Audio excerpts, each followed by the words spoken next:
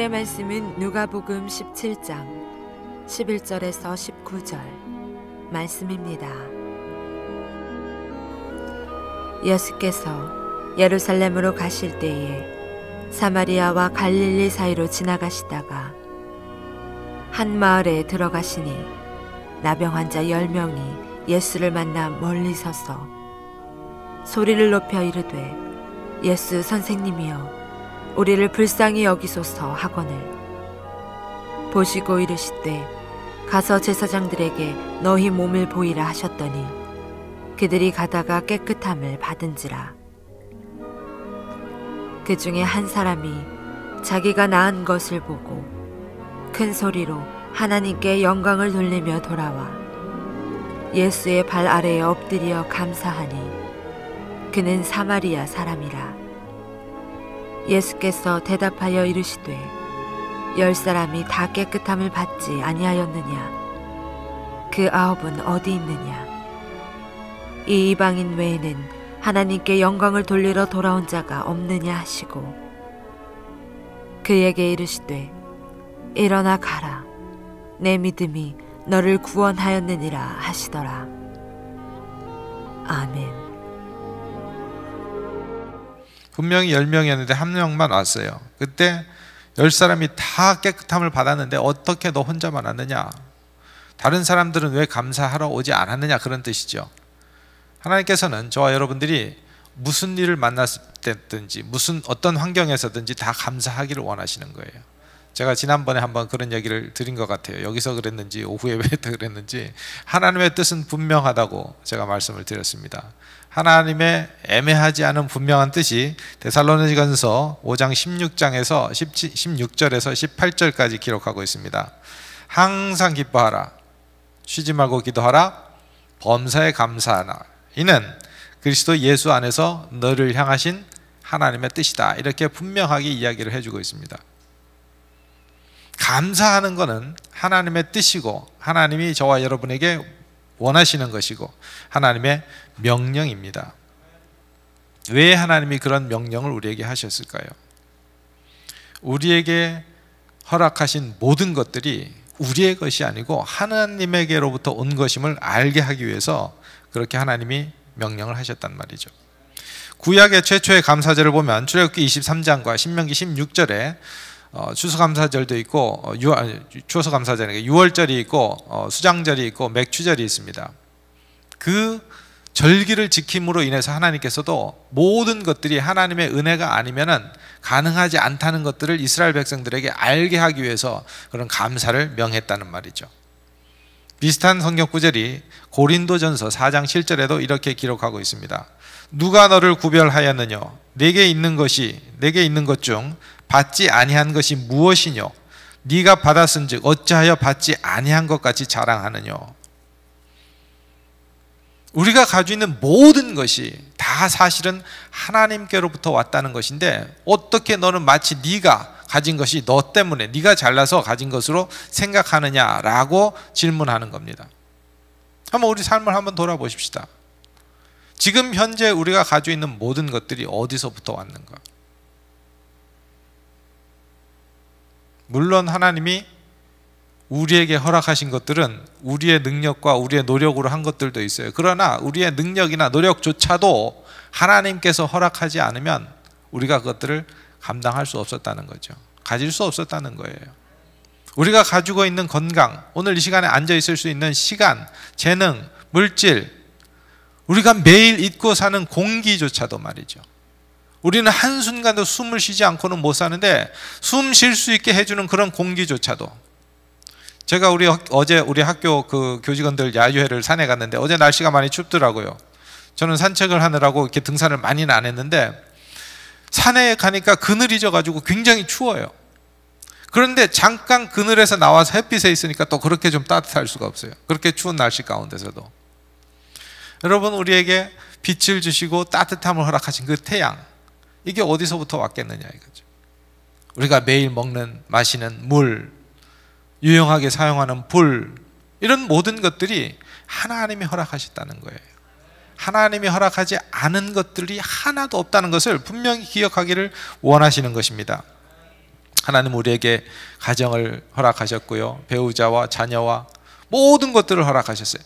완벽하게 모든 걸 가진 사람은 없을지라도 우리가 가지고 있는 모든 것들이 다 하나님께로부터 왔다는 것을 하나님은 알기를 원하시는 겁니다. 구약 성경으로 돌아가 보니까 이런 중요한 말이 기록되어 있습니다. 신명기 8장 11절에서 20절까지 보니까 이런 이야기가 기록되어 있습니다. 내가 오늘 네게 명하는 여호와의 명령과 법도와 규례를 지키지 아니하고 네 하나님 여호와를 잊어버리게 되지 않도록 삼갈지어다. 네가 먹어서 배불리고 아름다운 집을 짓고 거하게 되며 또 내 우양이 번성하여 내 은금이 증식되며 내 소유가 다 풍성하게 될 때에, 우리가 아주 잘 살게 될 때에 두렵건대 내 마음이 교만하여 내 하나님 여호와를 잊어버릴까 하노라. 제각가서대 우리가 배부른 시대에 살고 있다고 했는데요, 배부르면 배가 부를수록 하나님의 은혜를 잊어버리기가 쉬운 거예요. 근데 하나님께서는 경고의 메시지를 그렇게 합니다. 두렵건대 내 마음이 교만하여 내 하나님 여호와를 잊어버릴까 하노라. 계속해서 17절에 이렇게 이야기합니다. 또 두렵건대 네 마음에 이르기를 내 능과 내 손의 힘으로 내가 이 재물을 얻었다 할까 하노라. 내가 가지고 있는 모든 것들이 내가 잘나서 내가 능력이 있어서 이 모든 것들을 가질 수 있다라고 생각할까 하나님이 두려워한다는 말이에요.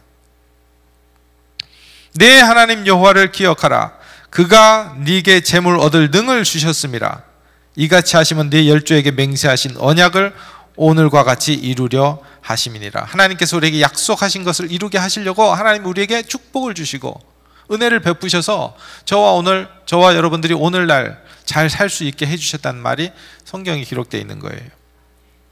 그러면서 또 경고합니다. 만약에 네가 네 하나님 여호와를 잊어버리고 다른 신들을 쫓아 그들을 섬기며 그들에게 절하면, 꼭 우리가 이방신을 섬긴다 하지 않는다 할지라도, 만약에 우리의 마음이 교만하여져서 내가 가지고 있는 모든 것 때문에 그냥 나 혼자 배불리 먹고 마시고 즐거워하며 예수님을 잊어버리고 하나님의 은혜를 잊어버린다면 그것이 곧 우상 숭배하는 것인데, 만약에 그렇게 되면 너희가 정령히 멸망할 것이라 이렇게 기록하고 있어요.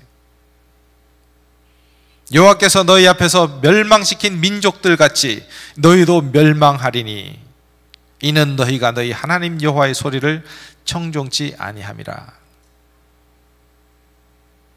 분명히 하나님께서는 우리가 하나님께 감사해야 될 것들을 원하시고 명령하시고 그렇게 하지 않는 것을 죄라고 이야기하고 있는 겁니다. 그렇기 때문에 우리가 하나님 앞에 감사를 드려야 되는 것이에요.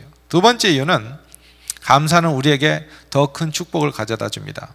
19절을 보니까 이렇게 기록되어 있어요. 한 명이 돌아와서 예수님께 사례를 했다 그랬죠. 그에게 이르시되 일어나 가라, 내 믿음이 너를 구원하였느니라 하시더라. 이 문둥병자는 육체적으로만 치유를 받은 것이 아니고 영적인 치유까지도 받았다는 거예요. 우리가 하나님 앞에 감사하고 모든 것들이 하나님께로 왔음을 인정하고 겸손하게 하나님을 섬길 때 하나님께서는 저와 여러분에게 더 큰 축복을 주신다는 거예요. 많은 사람들이 그걸 잊어버리고 있어요. 여러분 한번 보세요. 누군가에게 뭘 주고 싶을 때도요, 줘가지고 누군가 뭐에게 은혜를 베풀었을 때 그 사람이 우리에게 고맙다고 하고 감사하다 그러면은 그 우리 마음이 어떻습니까? 더 잘 해주고 싶은 마음이 드는 거예요. 아이들도 마찬가지잖아요. 우리가 아이들에게 무엇을 줬을 때 그거 작은 것 하나라도 아이들이 감사하는 마음이 생기면은, 우리에게 감사를 한다 하면은 또 더 해주고 싶고, 자식들도 그렇잖아요. 그런데 어떤 사람들은요 감사할 조건이 있어도 감사하지도 않아요. 그런 사람들 보면 어떻습니까? 우리 마음이 딱 닫혀버리는 경우가 생기는 거예요. 하나님도 마찬가지예요. 정말 은혜를 받았을 때 그 은혜에 감사하고 감격하여서 하나님께 우리의 전심으로 하나님께 감사를 하면은 하나님께서 더 큰 은혜를, 더 큰 축복을 베풀어 주신다고 오늘 본문은 이야기를 하고 있습니다. 이 문둥병자를 보면서 어떻게 그러면 감사를 해야 될지 조금만 더 살펴보도록 하겠습니다.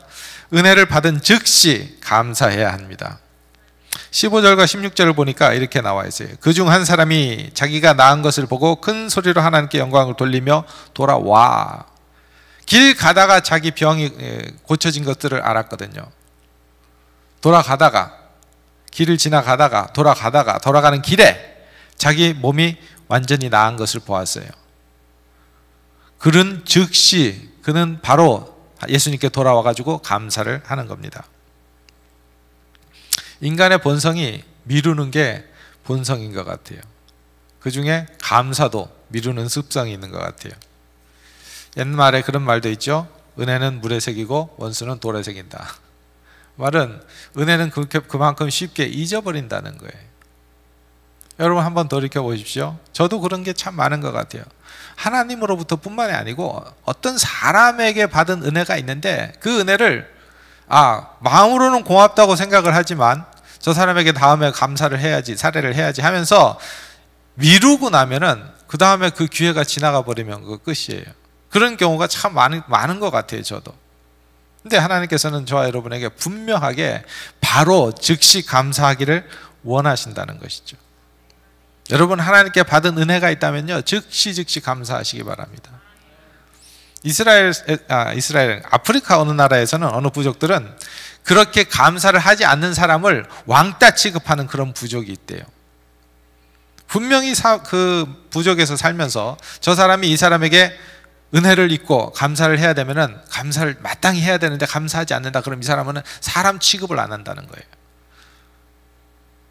참 성경적으로 사는 것 같아요. 그러면서 제가 두 가지 아프리카 사람들이 감사하는 방법에 대한 표현에 대한 이야기를 들었는데 하나는 잊어버렸어요. 근데 그 중에 하나가 이런 것이에요. 어떤 사람에게 대해 은혜를 받았으면은 그 사람 집 앞에 가가지고 밤새도록 앉아 있는데요. 그리고 가끔씩 내가 여기 있습니다 라고 소리를 지른대요.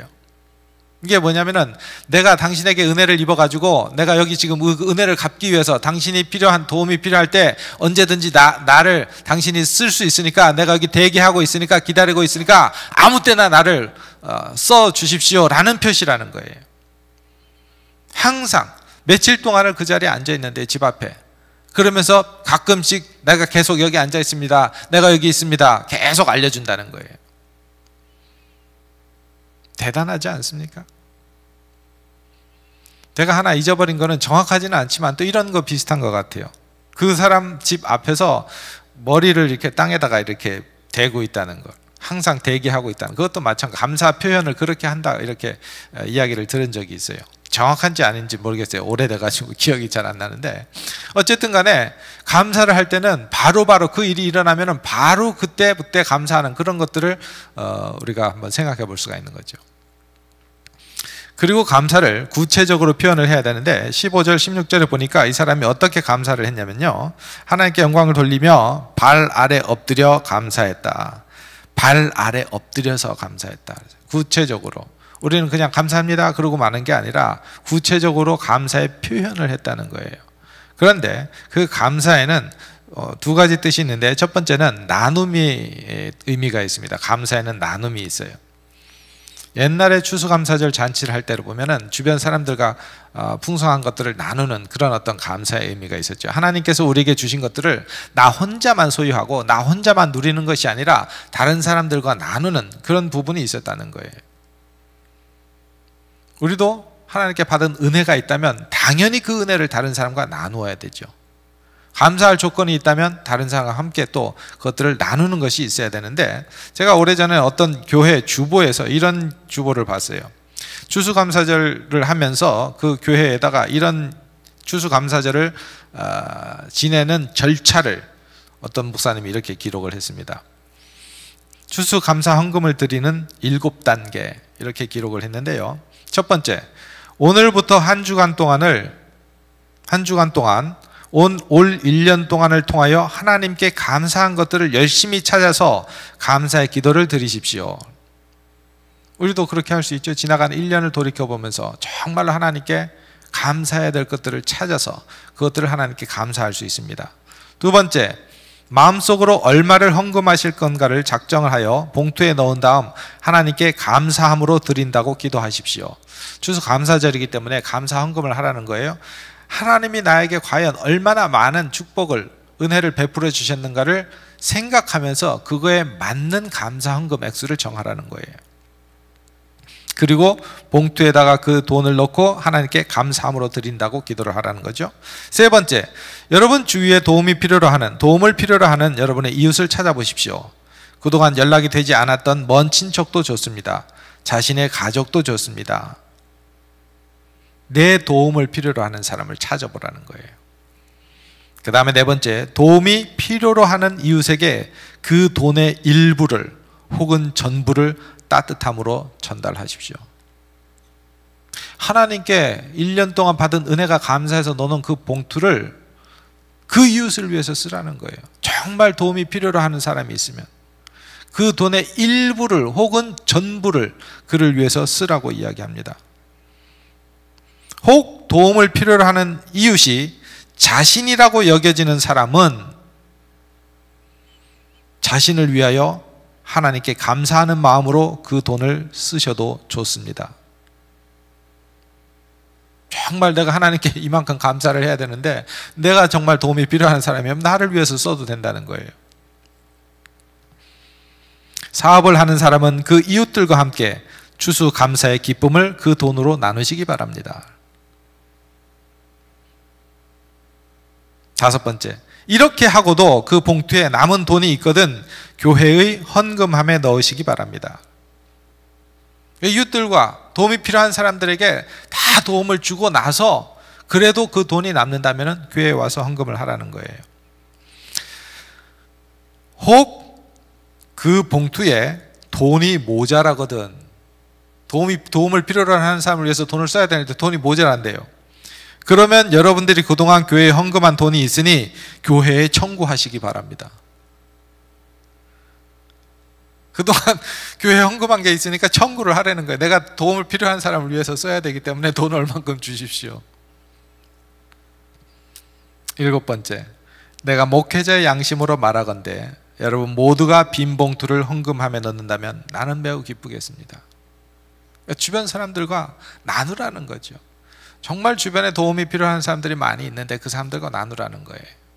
이거는 우리 기독교인들이 잘 하고 있는 겁니다. 특별히 감사절이나 성탄절이나 연말연시를 통하면 부르 이웃을 찾아가지고 도움이 필요한 사람들을 돕죠.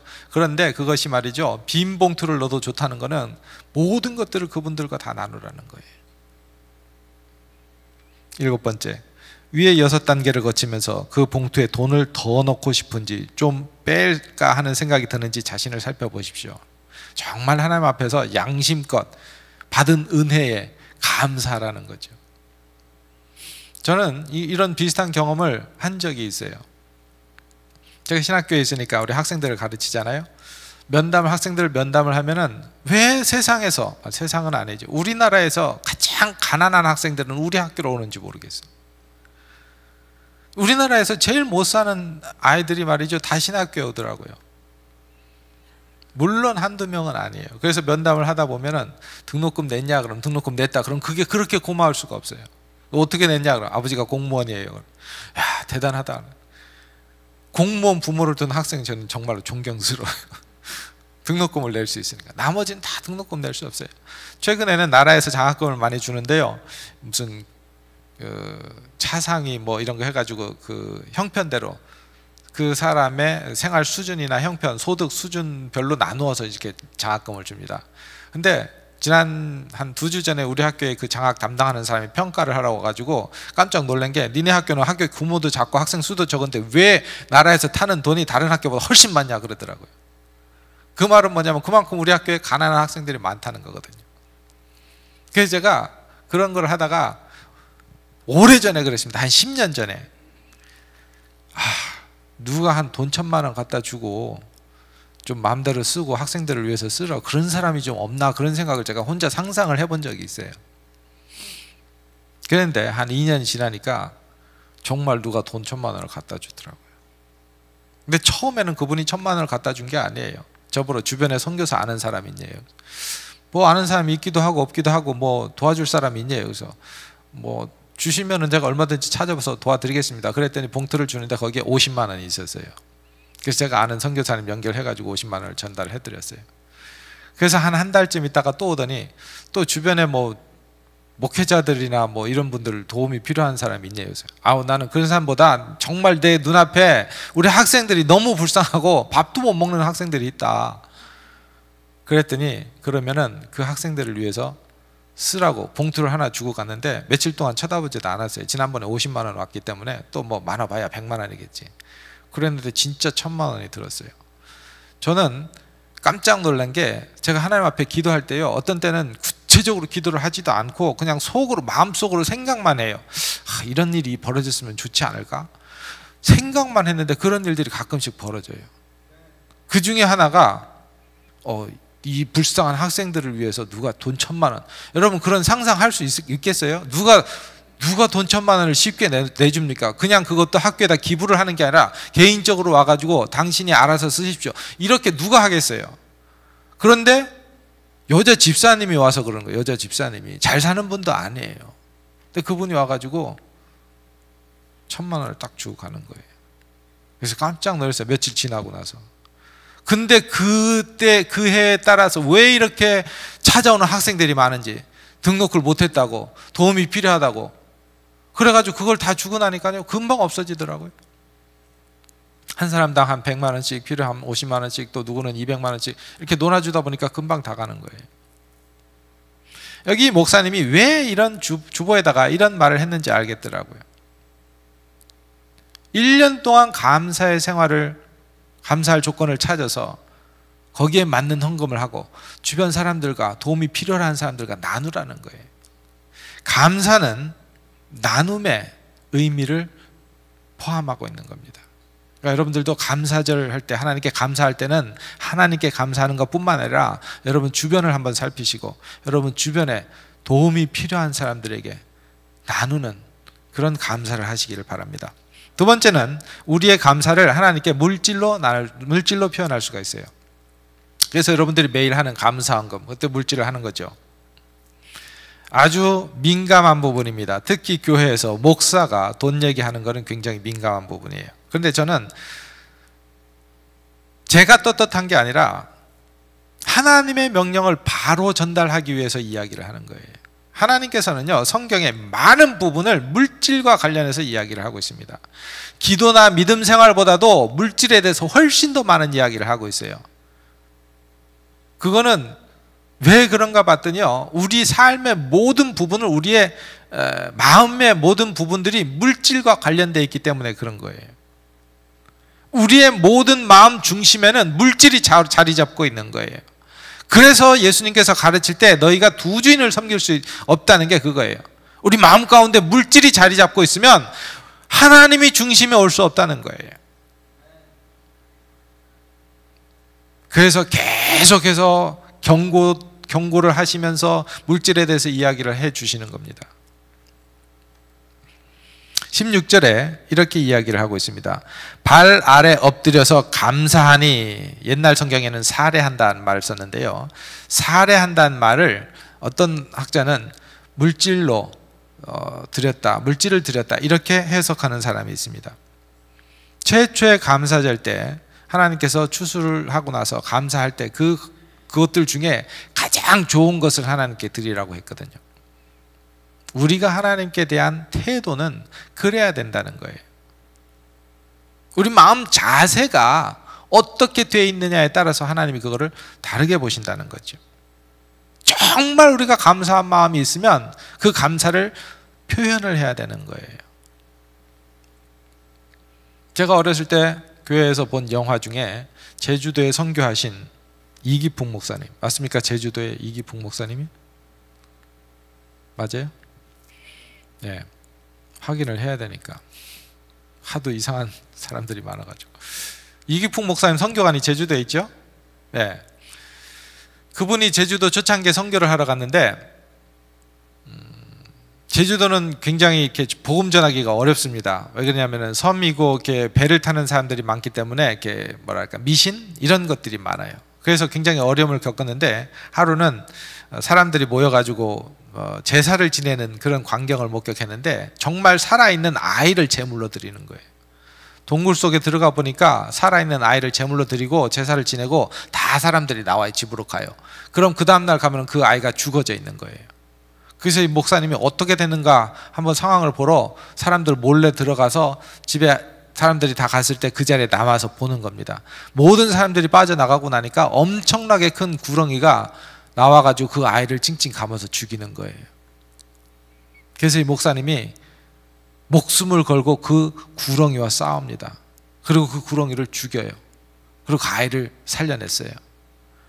그리고 그 아이를 데리고 그 아이의 집으로 갑니다.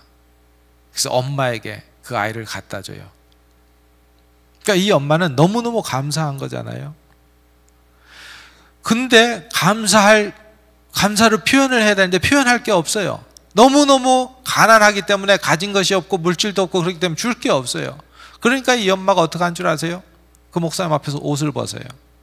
그러면서 목사님, 내가 가진 게 하나도 없고 이 몸밖에 없으니까 이 몸을 가지세요. 이렇게 얘기를 하는 거예요. 여러분, 예로부터 우리나라에서는 여자들이 몸을 준다는 것은 자기의 목숨보다도 더 소중하게 지키려고 하는 것들이 절개였잖아요. 근데 그걸 준다는 거는요, 정말 감사의 표현이 그렇게까지밖에 표현이 될 수 없는가. 너무너무 우리가 좀 뭐랄까 생각하면은 이상하게 생각할 부분도 있지만 오죽하면은 그랬을까라는 생각을 한번 해봐요.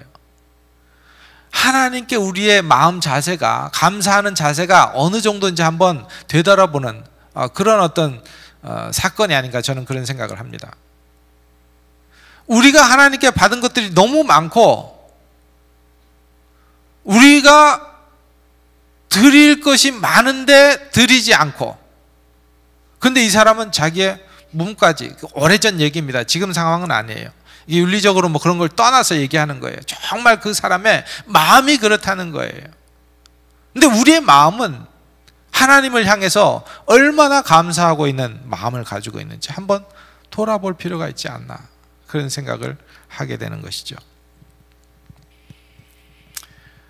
예수님으로부터 받은 은혜가 많은 마리아는 자기가 가지고 있는 향유를 깨뜨렸어요. 그 향유의 값이 300데나리온이라고 그랬어요. 노동자 1년 연봉입니다. 1년 품삯이에요. 여러분들 1년 연봉이에요. 정말 받은 게 많다고 생각이 되면은 그걸로도 부족한 거예요. 우리가 하나님 앞에 감사해서 하나님께 되돌려 드려야 될 것이 있다면 우리의 1년 연봉으로도 부족하다는 거예요, 사실은. 여러분, 하나님이 왜 그걸 요구하시겠어요? 가장 좋은 것을, 물질을 왜 요구하겠습니까? 모든 물질의 주인이 하나님이라는 것을 우리가 알기를 원하는 거예요. 인정하는 것을 원하시는 거예요. 우리가 하나님께 드렸을 때 하나님이 그거를 받고 뭘 좋아하겠어요? 하나님이 얼마나 가진 게 많으신 분이고 얼마나 부유하신 분인데 우리의 돈 그거 몇 푼 가졌다고 그거 좋아하시겠어요? 그걸 보는 게 아니라 저와 여러분의 마음을 본다는 거예요. 정말 하나님이 원하는, 사실은 하나님이 원하는 마음은 그거라는 거죠. 우리가 하나님 앞에서 어떤 마음 자세, 어떤 감사하는 마음 자세를 갖느냐, 그거를 본다는 거예요. 로마서 8장 32절에 하나님께서 직접 이렇게 이야기합니다. 자기 아들을 아끼지 아니하시고 우리 모든 사람을 내어주시니까 하나님이 어떻게 그 아들과 함께 모든 것을 우리에게 선물로 주지 않겠느냐. 하나님은 우리에게 가장 귀한 것을 주셨다 그랬어요. 자기 목숨까지도 주셨다. 그런 분이 어떻게 우리에게 가장 좋은 것을 선물로 주지 않겠느냐. 우리 것을 가져간다고 해서 우리가 하나님으로부터 하나님이 우리 것을 뺏어간다는 그런 개념이 아니잖아요. 지금 이미 하나님은 저와 여러분에게 가장 좋은 것을, 최고의 것을, 자기 목숨을 주셨어요. 그것까지 주신 분이 어떻게 더 좋은 것을, 우리에게 가장 좋은 것을 선물로 주시지 않겠느냐, 그렇게 이야기하고 계시는 거예요. 아까 말씀드렸죠. 저는 교인들에게 자신 있게 이야기합니다. 정말 하나님께 받은 게 있다면 물질로 감사해라. 학생들에게도 그래요. 감사합니다. 야, 감사는 물질로 해. 그러면 그 다음 수업 시간에 꼭 물 한 병이 와 있어요. 어쨌든 감사는 그렇게 해야 되는 거예요. 학생들을 보면요, 교수를 보면, 교수님 어떻게 한번 제가 식사 대접을 해야 되는데, 그런 학생이 있는가 하면 교수님 밥 사주세요. 그런 애들이 있어요. 물론 이제 둘 다 귀엽게 봐줍니다. 그런데요, 밥 사달라는 애들은 평생 그렇게 가고요, 교수님 대접해야 되는데 그런 사람들은 평생 남을 또 그렇게 대접하면 살더라고요. 여러분, 어떤 사람을 원하세요? 정말 하나님이 여러분에게 주신 은혜가 있다면 한번 그것을 생각해 본다면 우리가 하나님께 어떻게 해야 되는지 정말 답이 금방 나올 수 있을 것 같아요. 미국의 휴스턴에 있는 서울 침례교회는 매 주일마다 11조보다 감사헌금이 훨씬 더 많아요. 그런데 그 감사헌금은 교회를 위해서 쓰지 않고 무조건 다 선교를 위해서 씁니다. 제가 하나님이라면은 정말 그 교회를 향해서 마음껏 은혜를 쏟아붓고 축복을 쏟아붓고 싶은 생각이 들 것 같아요. 마음이 이쁘지 않아요? 11조보다 감사헌금을 더 많이 한다니까.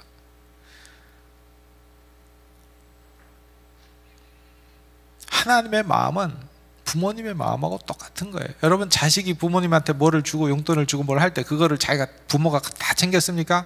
저는 우리 부모 보니까 그러지 않아요. 뭘 조금이라도 주면요, 그걸 그대로 챙겼다가 손자들이나 우리한테 다시 주는데 그게 더 많아요, 사실은. 하나님의 마음이 그런 거예요. 우리가 정말 하나님 앞에 드렸을 때 하나님이 그거를 뭐 가지고 그 하나님 위해서 뭐 쓰는 그런 게 아니잖아요. 우리의 마음을 보는 거예요. 우리의 마음을, 우리의 태도를 보는 거예요. 정말 우리 마음이 어디가 있는가, 그거를 보시기를 원하는 겁니다. 감사의 계절을 맞이해서, 감사의 달을 맞이해서 우리의 감사 생활을 한번 돌아봤으면 좋겠어요. 정말 내가 주님 앞에 말로만 감사하고 있는지, 감사해야 될 것들을 바로 하고 있는지, 정말 하나님이 원하시는 감사의 생활을 바로 하고 있는지. 하나님께서 저와 여러분에게 오늘도 이렇게 묻고 계신지 모르겠어요. 그 9은 어디 갔느냐? 왜 너 한 명만 왔느냐? 그 9은 어디 갔느냐? 기도하겠습니다.